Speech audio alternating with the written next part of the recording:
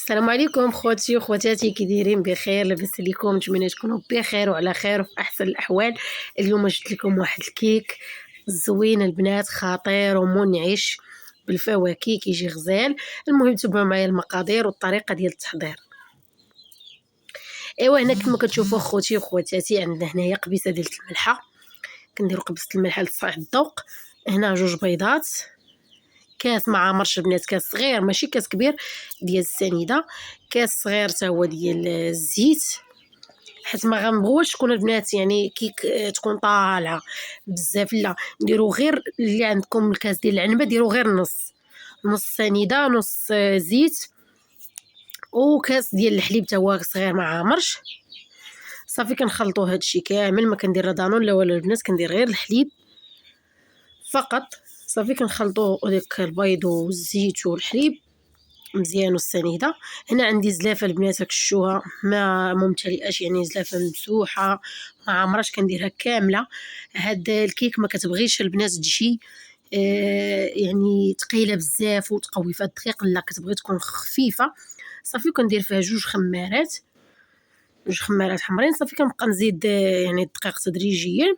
وهنا عندي النكهه ديال الليمون، كتجي البنات خطيره هاد الكيكه بديك النكهه ديال الليمون، كتعطيها واحد لوغو واعر. المهم جربوه. صافي كنخلطوا هكا مزيان. كناخذوا هنا المول ديالنا، ها هو كما كتشوفوا، كنديروا ليه واحد الرشيشه ديال الزيت ولا الزبده اللي بغيتو. صافي انا راه كندير غير الزيت، راه ما كتلصق ليا ما حتى شي حاجه. كندهنوا هكا المول ديالي بهذه الطريقه. صافي اختي، وكندير واحد الرشيشه ديال الدقيق هكايا من فوق هذاك الزيت. هذا كما كتشوفوا. صافي كنخويو داك الخليط ديالنا، نخويه فوق من الطاوه بهذا الشكل. صافي هذه هي الكيكه ديالي. دابا البنات غندخلها للفران، وهذه هي الكيكه ديالي خوتي. سمحوا لي راه تقطع لي المقطع ديال الكريم باتيسير اللي كنت غنشاركو معكم، تقطع ليا. المهم بالنسبه للكريم باتيسير كناخذوا كاس ديال الحليب، شوفوا كيفاش كتجي الكيك. كناخذوا كاس ديال الحليب، جوج معالق ديال الكريم باتيسري، وجوج معالق ديال السنيده. صافي هادشي اللي كنديرو، كنحطوه فوق البوطه، كنحسوا به بشويه بدا كيتقال. صافي ما كنخلوش البنات كيتقال، غير شويه كنحسوا بديك الكريم باتيسير كتقال. صافي كنكبوه على الكيك. هنا عندي يعني الفواكه اللي بغيتو البنات، الفريز اللي بغيتو، الليمون اللي بغيتو ديروه. هنايا انا موجود عندي تفاح ولافوكا. صافي كنقطع التفاح هكا رقيق البنات، وكندير كنشكلو هكايا. نتوما تشكلوا يعني اللي بغيتو. التزيين كيبقى اختياري كلها، وباش كيزين كناخذ ثاني هنايا لافوكا حتى هي كنديرها هكا في الوسط. المهم بشكل عشوائي، المهم اللي بغى يزين اي فاكهه. صافي البنات هانتوما شوفوا كيفاش كيجي، والوسط كندير الليمون. صافي اختي هذا هو. هنايا البنات عندي واحد الفلو عاديه البنات، هذيك ديال الدرهم، والليمون، الفلو والليمون، وكاس عفوا معلقه ديال السنيده. صافي كنديرو حتى هو فوق البوطه.